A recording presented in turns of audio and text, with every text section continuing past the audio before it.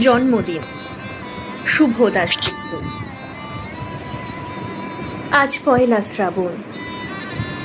খোকন, আজ তোর জন্মদিন। তুই যখন জন্মেছিলি আমরা তখন যাদবপুরের নতুন গড়ে ওঠা কলোনির টালির ঘরে তোর স্কুল মাস্টার বাবা সেই হ্যারিকেনের আলো জ্বালা ঘরেই আনন্দে আর খুশিতে ঝলমলে হয়ে উঠেছিলেন তুই আসার পর। তোর নাম রেখেছিলেন সুকল্যাণ। মানুষটার মনটা ছিল শিশুর মতো, অভাবে অনটনে বেঁচে থাকার নানা দুর্বিপাকেও ভেঙে পড়তেন না কখনো। সকলের ভালো চাইতেন মন থেকে। বলতেন, দেখো একদিন এই দেশের মানুষ ঠিক খুঁজে পাবে মুক্তির পথ। শোষণ থেকে মুক্তি, দারিদ্র্য থেকে মুক্তি, অশিক্ষা থেকে মুক্তি। আজ পয়লা শ্রাবণ। খোকন, আজ তোর জন্মদিন। ছোটবেলায় তোর মনে আছে আমাদের ভাঙা মেঝেতে বাক্স থেকে বার করা মেজমাসির হাতের তৈরি আসনটা পেতে দিতাম, সামনে রাখতাম ঠাকুরের আসনের প্রদীপখানা। তুই বসতিস বাবু হয়ে চুপটি করে। তোকে আমরা একে একে ধান দুব্য মাথায় দিয়ে আশীর্বাদ করতাম। বাবা বলতেন, বড় হও, মানুষ হও।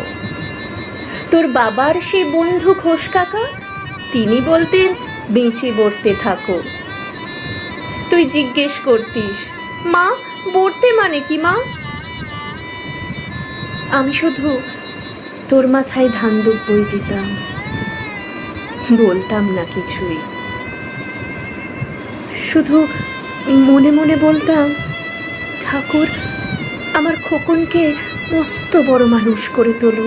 আমার খোকন যেন সত্যিই মানুষ হয়, ওর যেন কখনো কোনো বিপদ না হয় ঠাকুর।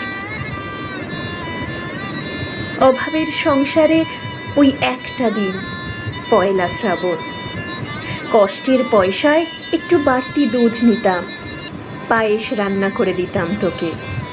তুই খুব ভালোবাসতিস পায়েস খেতে।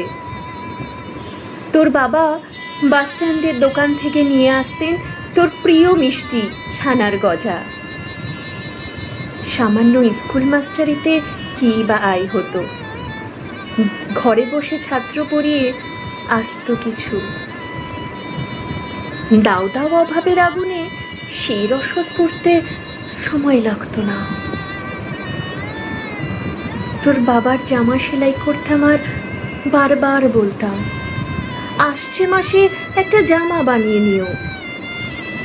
উনি হেসে উঠে বলতেন, বাদ দাও তো, খোকন বড় হচ্ছে, ওর জন্যে ভাবছি দুধ রাখতে হবে আরো আধ সের। দুধে শক্তি বাড়ে, বুদ্ধি বাড়ে। শক্তি আর বুদ্ধি না হলে তোমার খোকন মস্ত বড় মানুষ হয়ে উঠবে কি করে? ভাবছি আরো দুটো টিউশনি নেব। ছাত্র পড়িয়ে পড়িয়ে মানুষটা দিনের শেষে ক্লান্ত হয়ে যেতেন।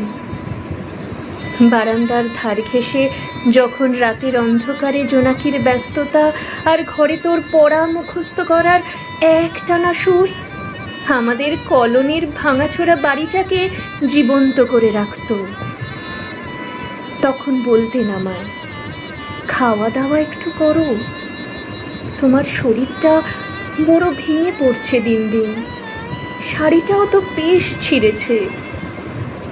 কালই আমি ফেরার পথে একটা শাড়ি নিয়ে আসবো, ধারেই আনবো। আমি বলতাম, ধুর, সামনে খোকনের উঁচু ক্লাস, কত বইপত্তর কিনতে হবে, কত খরচ। উনি দীর্ঘশ্বাস ফেলে চুপ করে যেতেন। জোনাকিরা নিঃশব্দে অদৃশ্য আলোর আলপনা আঁকত উঠোনের আগাছার ঝোপে। আবহ সঙ্গীতের মতো তুই পড়া মুখস্থ করতিস, ইতিহাস, ভূগোল, গ্রামার। ঈশ্বর আমাদের নিরাশ করেননি। তুই তুই কত বড় হলি, সব পরীক্ষায় কত ভালো ফল হলো তোর। বাবা বললেন, আরো পড়ো, উচ্চ শিক্ষায় উচ্চ সম্মানের একমাত্র পথ। তুই আরো পড়লি। তারপর তোর চাকরি হলো কত বড় অফিসে, মনে আছে খোকা? প্রথম মাসের মাইনে হাতে পেতেই তুই কত কি কিনে এনেছিলি। তখন তো আমরা উঠে এসেছি শ্যামবাজারে, 2 কামরার বেশ সাজানো গুছানো বড় ফ্ল্যাট।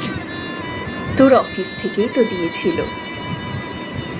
সেই বাড়ি, সেই ঘর, সেই ব্যালকনি, কত স্মৃতি, কত ছবি। ওই বাড়িতেই তো আশ্বিনের ঝোড়ো বিকেলে, তোর মনে আছে খোকন, তোর বাবা যেদিনটাতে চলে গেলেন, মনে আছে? তুই বাবার বুকের উপর পড়ে যখন কাঁদছিলি হাপুস নয়নে। সদ্য স্বামীহারা আমি সেদিন তোর সেই অসহায় মুখ দেখে আরো বেশি করে ভেঙে পড়েছিলাম।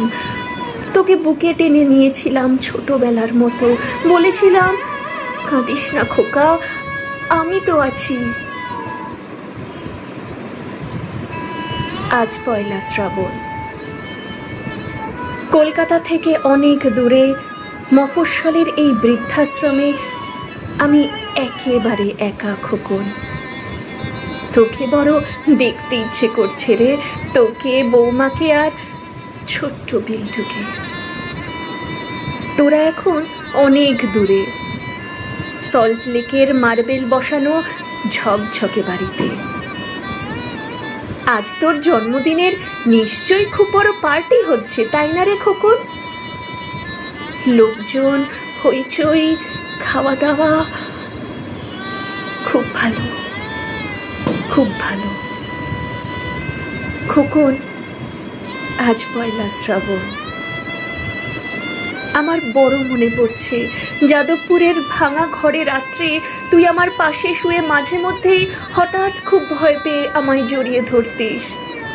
আমি বলতাম, ভয় কি রে, আমি তো আছি, মা তো আছে খোকনের। যার মা থাকে তাকে কি ভূতে ধরে?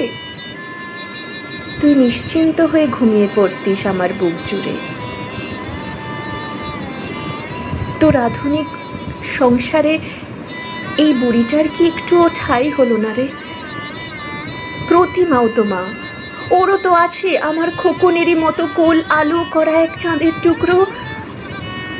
কিন্তু সময়ের কি আশ্চর্য পরিবর্তন।